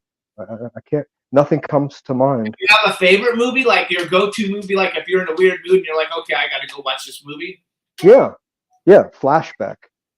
Flashback, starring Micah Monroe. Hannah Gross is another actress that I would love to work with. I don't know if you're familiar with Hannah Gross. I don't know her. Yeah, she's a very terrific actress. So Flashback is my go-to film. But then the other night I watched Holiday Affair with Robert Mitchum and Janet Leigh. That's one of my go-to films for the holidays. And then when I'm in a dark mood, I go right to Apocalypse Now. I would have loved to work with Marlon Brando. I would have loved to work with Francis Ford Coppola, Martin Sheen. That's a great film. Apocalypse Now is one of my favorite films. American Graffiti. That's a great film. You want to? I would have loved to. I would have loved to been in that film, American Graffiti. I would have loved to been in Apocalypse Now. I would have loved to been in the Poseidon Adventure. Shelley Winters. I would have loved to work with Gene Hackman. Red Buttons. Gene Hackman, yes. Leslie Nielsen as the captain before the Naked Gun thing happened. He was the captain of the USS Poseidon in the Poseidon Adventure, man. So Pamela, remember? Hey, Ron, you remember Pamela Sue Martin? Yes. Pamela Sue Martin. I would have loved to work with her. I grew up with a whole bunch of actors, man, that I fell in love with. Kay Lenz, who was in the movie that Clint Eastwood directed called Breezy.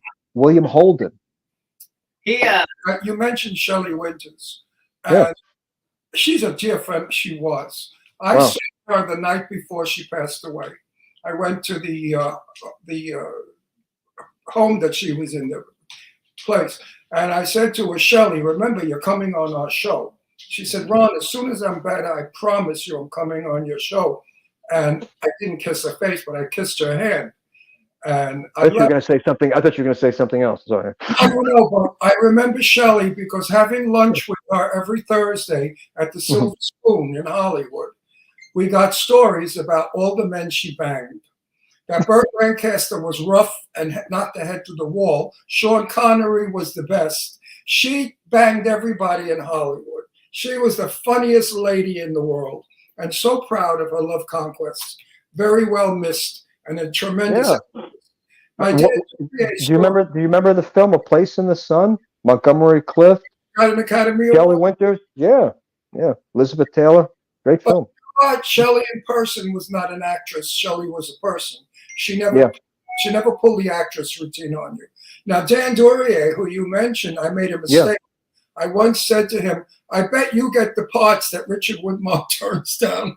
And wow. Because that was the conflict back then. I know. They look similar. They had a similar look. Yeah, no, I get it. They said if you couldn't get Richard Widmark, get Duryea. So I know what that's like. I know a lot of stories about all those people. I'm just glad that you get the references. A lot of people I talk to, I might as well be speaking Chinese. They don't understand any of the references I mentioned. I'm glad you know who I'm talking about. Well, because they're not a part of Hollywood. You see, in Europe, if you go to Italy, you can talk about Anna Magnani, and 15-year-olds know who she is. Wow. You see, Europe does that. Europe never buries the old. America. Right? Yeah, we suck. We suck. Who knows you? 20 years, 30, 40 years from now, nobody will know who you are or who I don't think they know now. I don't think they know or give a shit now. Other than with respect to you two gentlemen who've given me the platform to talk. Thank you. But I think most people could care less. No, America is very disposable. Exactly. Loves you. They think you're terrific, but we're also out of time. I think he's terrific. Our chat room loves it. So first of all, you're not really on social media, right? Because I couldn't find anything that you were active on. So I don't have Instagram. I have a Facebook page, but it's not really. It doesn't make a lot. It hasn't made much impact, and that's intentional. Yes, I know. I knew that. I knew that already. So we want to thank you, number one, for coming on the show. Anytime you have anything that you want to promote, please let us know. We'd love to have you back. We hope you and your family and your loved ones have a fantastic Christmas. Thank you. And I also want to thank Tamara Glenn, just because she told me. Tam. I love Tamara Glenn. I love Tam. Good friend. I love her. Meet you, and that we're gonna love you. And she was right. And so I want to thank you. And so have a really merry Christmas. Thank you so much for coming on the show, and we'll see you soon. And if you need anything, let us know. I just hope we have an opportunity to run into each other again. We will I just read my fucking mind. That's exactly what I thought. We should run into each other. We should have a lunch or something. Because I got stories for you. I know you do. I need to hang out with people who make me laugh. Well, he'll make you laugh. Listen, I'll tell you stories that'll make your hair fall out. All right, Robert. Thank you so much for being in touch. And if you need anything, let me know. You're a pleasure twice. When I met you in the street, and now you're a pleasure twice. Thanks, guys. I appreciate that, Ron. Take care, guys. God bless. God bless. Take care, bud. What a great guest, you guys. What a terrific guest. He scares the shit out of you in movies, but knowing him, he is such a terrifically nice chat room loved him. They loved him. So now we're going to bring on our next guest. Let's bring him in. I love Bobby also. He's a good actor and a good Hey, Tommy McLaughlin, how are you? That's how we pronounce your last name, right? McLaughlin? McLaughlin, you got it.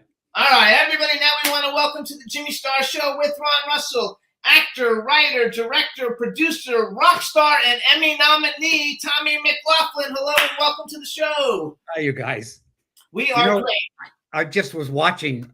You guys are Hollywood. I mean, truly.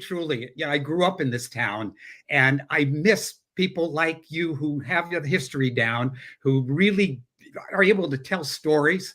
I mean, anytime I've ever worked with people who, were part of this industry for a long time, there's so many great stories. And I've been with this kind of the young generation coming up, and they just don't have a sense of history at all. And I mean, I had to know about radio and obviously now podcast, television, 3D, whatever came along, you had to be an expert on all those things.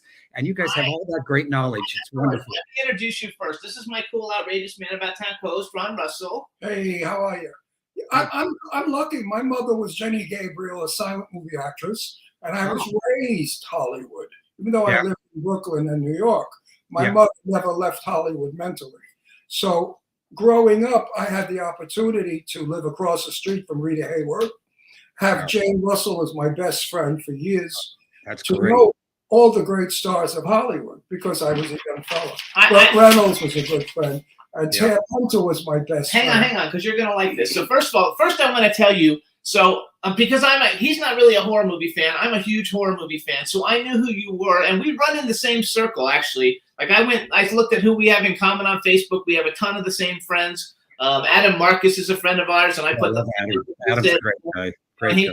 He's your brother. But what I did not know from you is that horror is just like a very small percentage of what you've actually done. When I was doing research for you coming on the show, basically you've directed so many superstars, like AAA superstar list people, in all these, and you did a ton of TV films. But Ron's gonna like this because I'm gonna brag a little bit for you real quick before we start talking. So here's some of the people, you guys, that Tommy was the director of the movie of these stars: Diane Carroll, Kirk Douglas, Dane DeHaan, he won't know who that is, Annie McDowell, Mahershala Ali, Julia Ormond, Jenna Dewan, Kevin Pollak, Treat Williams, Ileana Douglas, she was on the show, Joe Mantegna, Charles Durning, Maggie Grace, Robert Forster, Bradley Whitford, Donald Sutherland, Matthew Fox, Della Reese. Yes. I'm mentioning Curry Graham just because we had him on the show not too long ago. Shelley Long, Meg Tilly, Jacqueline Bisset, Perry King, Robert Englund, Tim Matheson, Christopher Maloney, Brian Dennehy,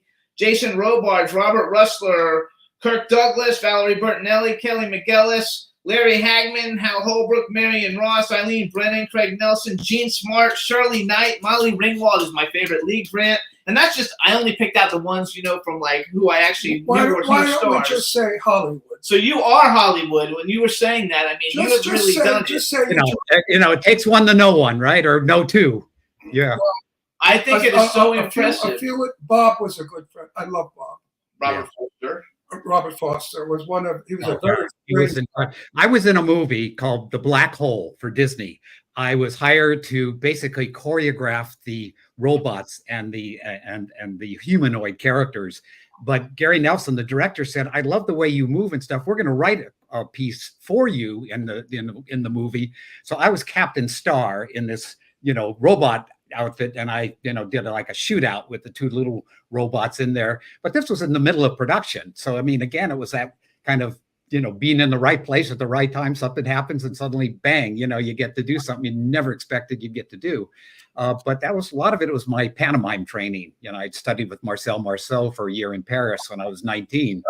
So that kind of was what was my calling card into the business. And my the first person to hire me was Woody Allen for the movie Sleeper. So I worked with Woody on that comic robot that he did. And then me and all my other mime friends, were the robots in Sleeper. So that got me my SAG card and kind of, set me off on my path.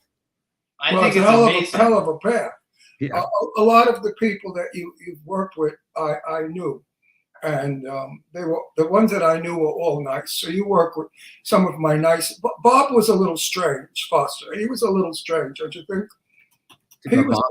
He was very deep. He was very deep, but I liked him a lot because he was honest. He was to the shoulder. So wait, I'm going to do one more brag. So you guys, here's other things So horror people, you guys know him, obviously, writer and director of Friday the 13th, Part 6, Jason Lives. We've actually had a lot of the people from that on the show, from that actual. CJ Graham was just on not too long ago. Also, Friday the 13th, Vengeance. Steve Dash was a very good friend of mine. Yeah. We lived in Florida, and he actually, when I started this show, he was one of my first guests who came into the studio and did it with us when we were in Florida. Great loss. Some of the other horror stuff, you guys know him. Stephen King, sometimes they come back. She-Wolf of London. They came from outer space. That's not really horror, but that was a TV series that you wrote and produced, right? Did you know that, Joe? They came from outer Yeah. space. He's the writer for. I loved it. I'm an outer space freak. You guys, he also wrote Friday the 13th, the series. He was the director and writer, Freddy's Nightmares.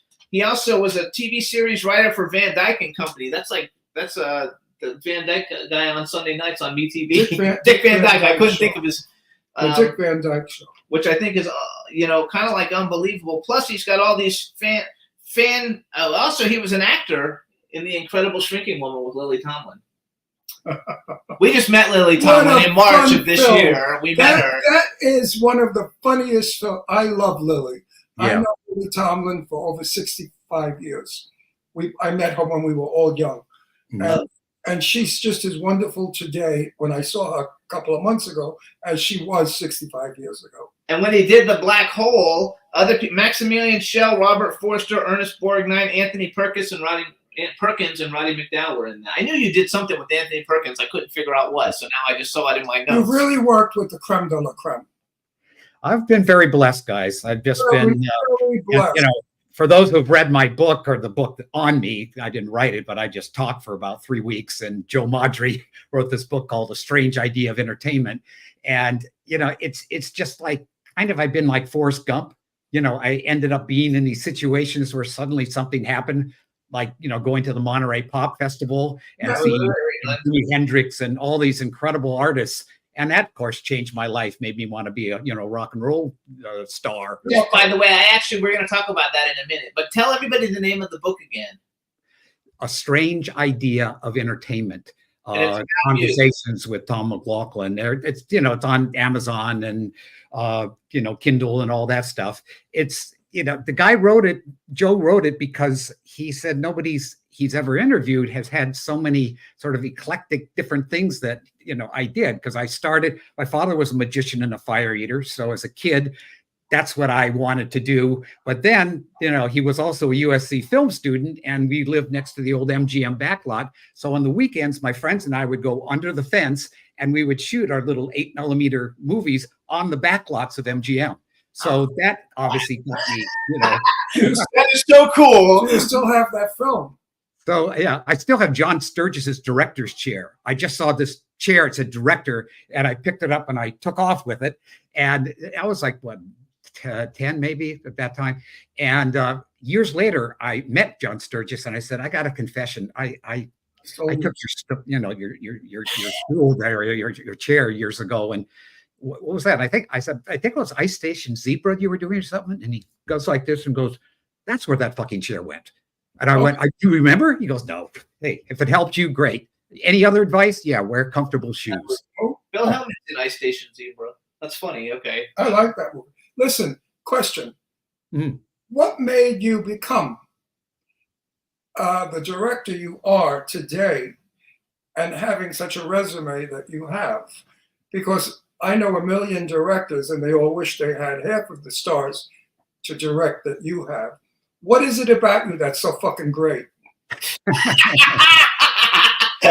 First and foremost, I love actors. I recently, well, not recently, it's been 5, 6 or 7 years, did a film with Tatum O'Neal. And Tatum, unfortunately, all the things that's happened to her has really made her very, skitsy working with her and stuff. But I adored her because I was reading her book at the same time I was working with her. So I had such empathy for the things that she went through. And to give a little girl, an Oscar when she was like 9, and her father, was up with, Stanley Kubrick doing Barry Lyndon, and he didn't get that same acknowledgement. And there, from then on, and we just obviously lost him. God bless him. Story about Tatum O'Neal. I lived in Oyster Bay Cove on Long Island, and my neighbor was Tatum O'Neal and the tennis player. She had lights in her tennis court that could light up all of Manhattan. Yeah. We never turned them off. My bedroom window faced those lights. At night, my bedroom was like 42nd Street there. So I couldn't get to them because the security was whatever. But I finally got to one of the house people. And I said, could you please tell Miss O'Neal that her fucking lights are blinding me. So he said, "Do you want me to?"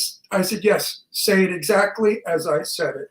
And could she kindly turn them off at night when she wasn't even in the town. She was in Hollywood somewhere. Those lights never went off. So I so wanted to get a rifle and from my bedroom window shoot the bulbs out. But getting back to your question about actors, yeah, I mean, my greatest experience working with an actor was Donald Sutherland. And here, you'll love this. Basically, I was hired, Marlon Brando picked me to do this, direct him in this TV movie. And I went to Brando's house. I was there for 3 hours with him. It was like sitting with Colonel Kurtz and The Godfather. Brilliant, a genius, and crazy as shithouse dog.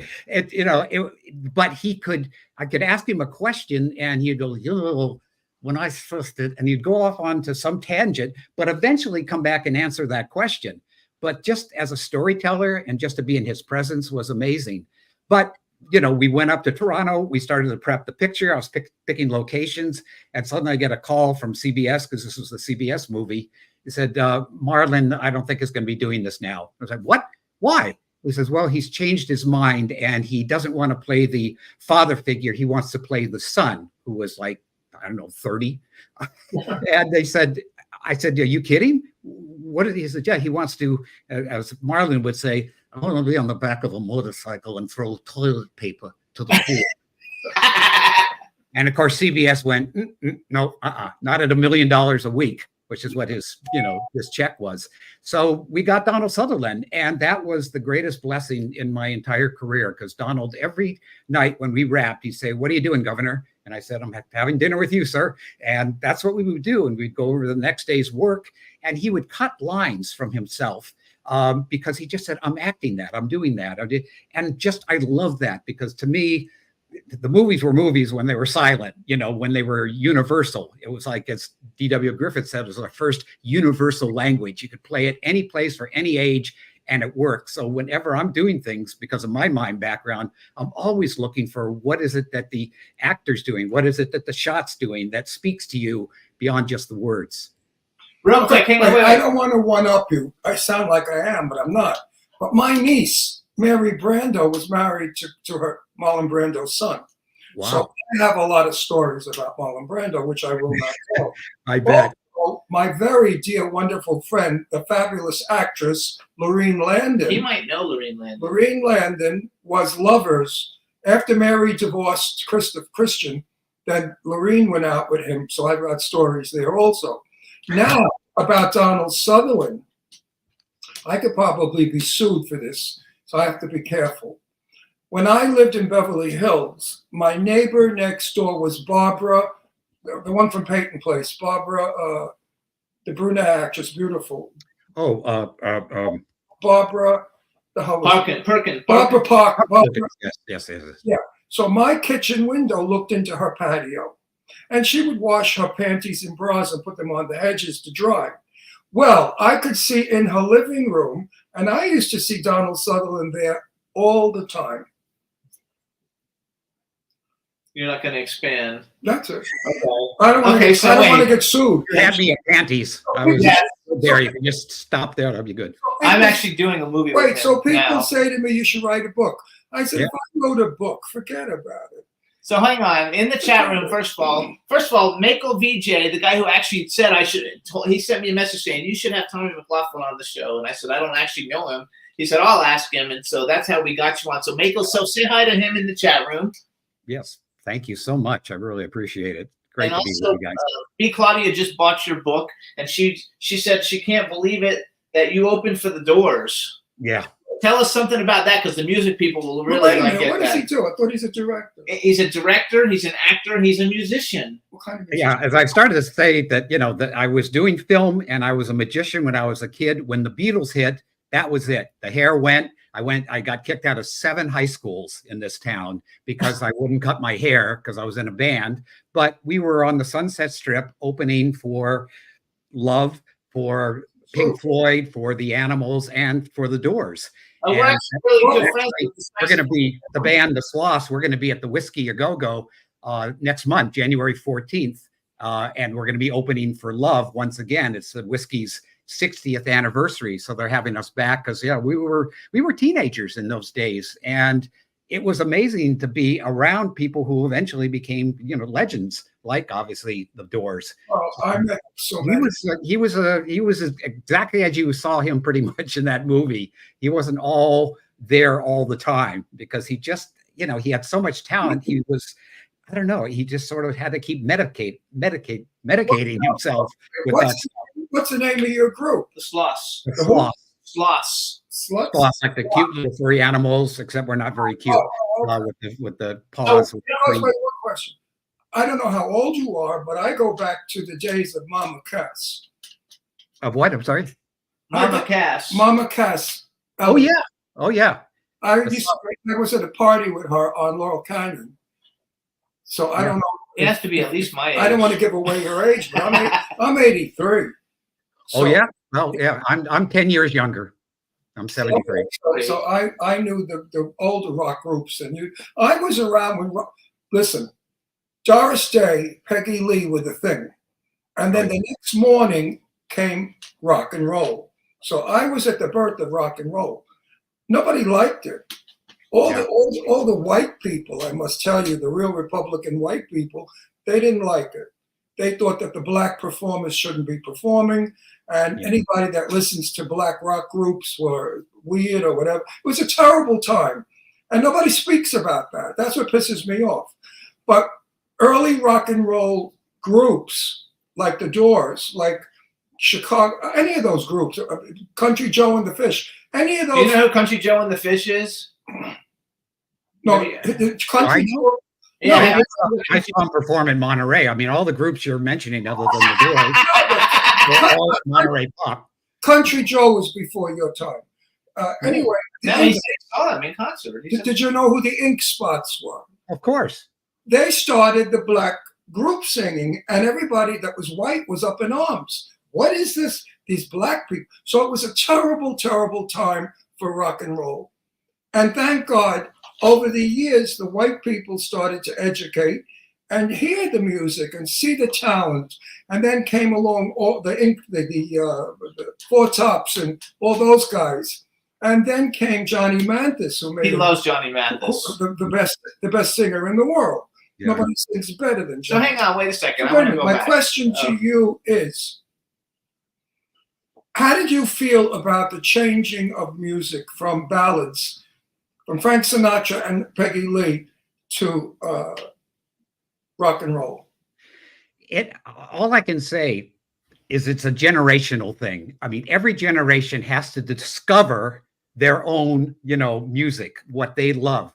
I went with my son to one of those, the electric, synthesized type, music where everybody is like bouncing along as they're playing this stuff. And I didn't understand it. So I had to go and see it. And when I saw it, I went, this is just like in the 60s when we had Love-Ins and it was all this psychedelic, noisy stuff. But that was our music. I hated it. I've been a rhythm and blues man from the very beginning because Elvis turned me on to that, and then obviously the Beatles, the Stones, they all did that music, which opened up the door for a lot of these artists that wouldn't have been discovered. I love it. Okay, I want to go because we do have a big horror audience, so I want to talk horror a little bit and go back to Friday the 13th, Part 6. Jason Lives. So you wrote it, you directed it. Were you a fan of the franchise already? Like we've had Sean Cunningham on the show, and like we had Adam Marcus on the show. Yeah. And we've had almost every actor who's played Jason on the show over the years. So were you a horror movie fan before you started? No. I was a huge horror movie fan, still am. When these movies open, thank God I have a girlfriend who on Thursday nights, we look and see if there's a horror movie opening on Friday because they always do these, preview things or the, pre-opening day. And we're there 10 o'clock at night, 11 o'clock at night, whatever it is. She's right there with me. So I cannot get away from it even if I wanted to, and I don't. Shudder is on here pretty much 24/7. So horror is certainly a huge part, if not most of my life. But I wasn't a fan of slasher movies from the standpoint of trying to be a filmmaker in the 70s. And I I had this idea because I was in the catacombs in Paris, and I thought it's so claustrophobic and thousands of bones and skulls. What if you were trapped down there? And I was trying to figure out how to do it, and I turned it into a mausoleum here in Los Angeles, at Hollywood Forever Mausoleum, where my crypt sits today, waiting for me to take residency. But that was the idea. I did not want to do a slasher movie, but ironically, when I was offered it, I said, "Can I put humor in it?" And that ultimately made it okay for me, and likable characters. And here we are 37 years later, and I'm still talking about it. What's the movie called? Friday the 13th, Jason. Friday Lives. the 13th. Oh, you're kidding. Jason Lives. Oh, Yeah. oh, My responsibility was to bring Jason back from the dead. They killed him in part 4. Part 5, it wasn't really him, and the fans didn't like that. So 6, I just said, you know what? I'm stealing from James Whale and Frankenstein and Lightning Bolt. I've got to find a way to get a lightning bolt into the coffin, which they did, and that the rest of it kind of just worked out as I tried to make it more like a film with people had agendas. Jason had an agenda, and Tommy, the lead, had an agenda. So it wasn't just a series of kills. They both were trying to get something accomplished. And It's I think a great franchise, to have participated in such a big way in the franchise, even doing like the fan films and stuff, because I think that basically Halloween, Friday the 13th, those are probably like, and maybe Hellraiser, those are probably like your 3 biggest, franchises that everybody knows. yeah, and Texas Chainsaw. I mean, Oh yeah, Texas Chainsaw. I mean, here's the deal, guys. I mean, you both would appreciate this. Obviously, we all grew up with Universal monsters: Frankenstein, Dracula, the Wolfman, the Mummy. Those were the monsters, and we really didn't have. The 50s were like sci-fi things and stuff. 60s was The Exorcist, The Omen. All things kind of went into that. The time we got to the 80s, suddenly there's these monsters that came along, and which exactly Leatherface and Michael Myers from Halloween, all these guys, Chucky, and we thought we were making Drek. We thought we were just making a buck, and this is what we're going to do. What we really wanted to do was what they were doing in the 70s, like The Godfather and Rocky and these great movies, and we were just kind of slumming it, doing what we could to make a living. And now you cut a couple of years, or I should say a couple of decades later, these things became the monsters of this generation. Yes. And they are discovering these movies as it goes along. So when I go to these horror conventions, it's amazing. They know the movies better than I do, my own movie better than I do. They've watched it so many times. They grew up watching it. I couldn't imagine my kid at 8 years old watching my Friday the 13th, but they do now, I love it. So, do you have a particular, do you have a favorite horror movie? Exorcist. Okay, great movie. I was there the first week when it opened. I saw grown men falling to their on the floor, passing out during the bone. Where they did bone, I want to say bone barrel, but they're doing that thing. Men are not very good with needles, but just seeing people throw up, run up the aisles. Blatty and Friedkin had an ambulance out front, which of course really helped the publicity, but sometimes they needed it because people really were affected. And I thought, I got to figure out how to do something like that one day, because boy, that really kicked it up. What was it about the film that made? I saw The Exodus. I didn't think it was anything. Did you see it the first week? You got to see it when it first came out, because nobody knew what they were about to see. Right. Yeah, I didn't know. He's like that. He's like that with what's the one? Psycho. Psycho. When I went to see Psycho, they wouldn't let us in until the film was over, and they redid it. And The Exorcist, I saw it when it first came out. Yeah, and he didn't like Night of the Living Dead is the one that scared him. I think. Night of the Living Dead terrified. The original, the black and white. Oh yeah, the original George Romero film. Yeah, we all saw it at midnight, which was also great. I saw it for the first time on television in the dark in my bedroom, and I was a mess. That movie was eerie and scary. And Eileen, what's her name? Eileen Dietz is a friend of ours. Yeah, a friend of mine too. We had acting class together, and we still see each other at these. Oh, so you know her a long time. Yeah, great. She's a good. You also did the 13 fanboy, and because we've had a lot of these people on the show: Corey Feldman, Kane Hodder, C.J. Graham, Laura Park Lincoln. The interesting thing, I didn't actually appear in the movie, but one of our songs from the Sloths is in the movie, so I have a little piece of it. Is that the same way with the Friday the 13th Vengeance 2 Bloodlines? Because we had C.J. Graham, Tamara Glenn, and Paul Taylor on the show. Well, Vengeance, the 2 Vengeance movies came about that the directors and writers called me and said, you know, would you mind if we took that part of your story that you didn't do, which is Jason's father, you know, in my Jason Lives, that's how it was supposed to end. You were going to meet his father. And Paramount didn't want to do that because they didn't want the audience who were pissed off the previous Friday that it wasn't Jason. They didn't want anybody to go, now what's the next one to be about, Jason and his daddy? So they said, you know, if you could just take that out of you could do everything else you want. I had total control on that movie, which was amazing. Frank Mancuso, genius. You know, I kiss his robes because he really just let me run with the ball. But they called and said, could they do that? I said, absolutely. And they go, well, would you like to come up and play the caretaker and do, you know, the scene in the beginning with Jason's father, who's CJ Graham, who was obviously my Jason. So I was there in a heartbeat. And then they loved the character that I did, Walt, so they carried on to the next one. So I got to do kind of a bigger role and kind of be part of his plot, you know, in the movie. I love it. Out of all the things that you do and you're famous for, what is the number one thing that you love doing the most? Directing. I love being in that maelstrom with 80 people asking questions all simultaneously and knowing I've done my work, you know, my research. I've studied the stuff inside out. So any actor could ask me anything about anything, I would have an answer. And if I didn't have an answer, I did what I heard Scorsese and say, you just say, I don't know, but I will talk to the person who does and get you in touch with them. I love that. That's a good answer. A good answer. First question, do you believe in rehearsal? Yes. Because nowadays they don't. I've been in films where I said, when do we rehearse? They said, we don't. I said, you mean you're going to shoot once and that's it, take? They said, yes. So well, I was supposed to do a movie with Frank Sinatra, one scene, you know, and I found out that, you know, he's going to say it once. If he didn't get it, that's it, you know.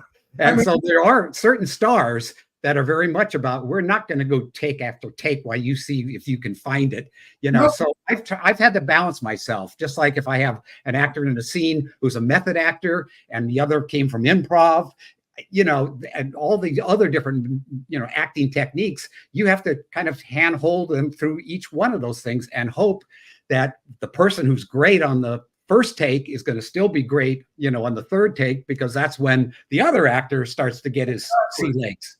Now, where are you positioned when you're shooting? Are you in another room or are you in the set? Never. I hated when the monitors came in. For one, I hated that I was looking at television, you know, a little black and white screen. I eventually got a little hand monitor so I could, as I always do, stay by the camera, stay close to the actors and just check the shot to make sure, you know, the headroom's not getting chopped off or whatever. And if that's happening, then I've hired the wrong camera operator. And so that doesn't happen very often, but it does give me a sense of, okay, I see that everything's working. It's, you know, it's framed correctly and so on. But you have to be by the actors. That's your, you know, you're their audience. You're the barometer. Did it work? Did it not work? And the feelings that you get there hopefully are translating through the camera. And if they're good actors, it is. And even if they're terrible actors, but they are interesting personalities, that comes through. So you always find that when I hire people that are complete unknowns, haven't done anything, if they have that kind of personality that just, you know, transcends. That was my next question. My objection to working nowadays, as opposed to working 65 years ago. 65 years ago, you had to have acting ability, you had to audition, you had to know somebody to even get a bit part in a movie. Yeah. Today, I could say to the producer, here's $15,000. I've never acted in my life. I have no idea what to do, but I want to be in your movie so I could tell all my friends I'm an actor. Yeah. What do you do? How do you deal with this, if you even do? I think you're too big to deal with this. I don't think I'm far from too big, and I've also learned you have to roll with it. I mean, the thing I hate more than anything else right now, and part of it too, the actors were part of the strike was over this thing too, is the auditions. You don't get to go in the room with the actors and work with them. If they made a wrong choice, you know, you say, let's try it this way. You know, how about if this element, how about the situation is more like this? they send in tapes now. And basically, they're directing themselves. They're either using their own instincts or have an acting coach helping them. Usually own instincts. So you're just getting a tape. And sometimes, you do get what you want from that, but so much, there's like you're missing opportunities. You're missing the actor being able to be truly creative with the director, which is all part of the process. So that's a great thing that you just said. I think that is so yeah, missing. It is so I am missing so now. in agreement with you because I'm in the business 64 years. I started at 19. I've worked on television, stage, and film, okay? I deserve to work for you. But, wait a minute, let me finish. But I resent the guy that gives you 15,000 who has no experience and has not suffered the slings and arrows I have, gets that part.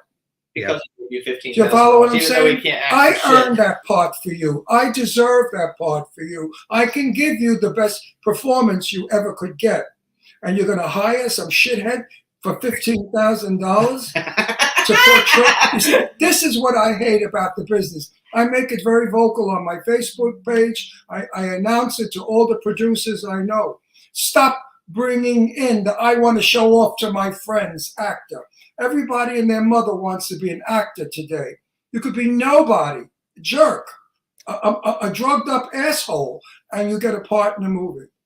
But if you're now, on any of the YouTube videos that can get to everybody, obviously, the anything that's social media, actors are coming off of that now. They're getting, starring roles, and they've not had any acting experience, just their personality. Because they've got millions of followers. I only do SAG movies. I will die a SAG actor. I am in a few crappy films. They're not crappy, I shouldn't say that. They're $2 low budget movies. $2 movies, only because the producer is a dear friend of mine. Mm-hmm. And he asked me to come into the film. And I'm done 2 of them so far. There's a 3rd sequel. He has to be in it because he's the same character in all of them, so he has to go back and do it again. And you know what? It hurts me because people say, Ron Russell, let me see what he's done. And suddenly those movies come up and people say, next. Well, I don't know if you'll agree with me on this, but when I go to a movie, I do not think any movie is bad, terrible, horrible, any of those things. I think everybody on there was trying to make something good. If they're going to have their name on it, they would want to. If they're only doing it for the money, well, okay, you're going to get a kind of a half-assed performance out of it. But all the other technical people and everybody who's trying are doing that. So I hate when people go, oh, it's just a piece of crap. Well, that's $200 million piece of crap. Somebody believed in it, so actually, if it's a tiny little low budget thing, that the whole thing was shot on this, fine. If it works, great. It doesn't cost you anything. The logo and everything you can do yourself. Some of the low budget movies he's been in have cult followings. They do extremely well. They're distributed in like 40 countries. Yes, but what I'm saying is, if he watched my reel, he'd say, I don't want this guy. He's a shitty third-rate actor. Because the scripts aren't good. Because the lighting isn't good. The directing isn't good. Nothing is good. It looks like it was shot with an 8mm by a 10-year-old after these films. There's no professionalism in it. I love directors. I'm the only actor I know that loves directors. He likes the director to say, yes, you're doing a good job, or do it this way, or don't do it that way. I would love to work for him because I would say to him, Tommy, can I get it better? Can you tell me where to go with it? I'm missing something, Tommy. What is it? A lot of times that's a director I adore and love. This gets back, Ron, this gets back to your thing about rehearsal. If you can rehearse, you can find what the actor's thinking, what you're thinking, and you collaborate. Before you go and do it on the set, which is very costly if you start trying to give acting lessons there.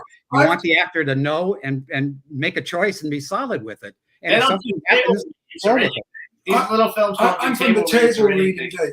I'm a devil because I could be in. I was in a scene. I was playing a killer Brooklyn mafia murderer who slices people up after I kill them. I couldn't get a more disgusting person than I. Okay, and I'm reading the script, and I said to the director, I said, what the hell kind of shit is this? He said, what are you talking about? I said, I'm a killer, tough Brooklyn. Hey, get over here. I'm going to kill you. And my line is, heck, Don, gee whiz. I'm going to murder you. Heck, Don, gee whiz. Something like that. I said, can we rewrite this? Because it doesn't work. It's not Brooklyn talk.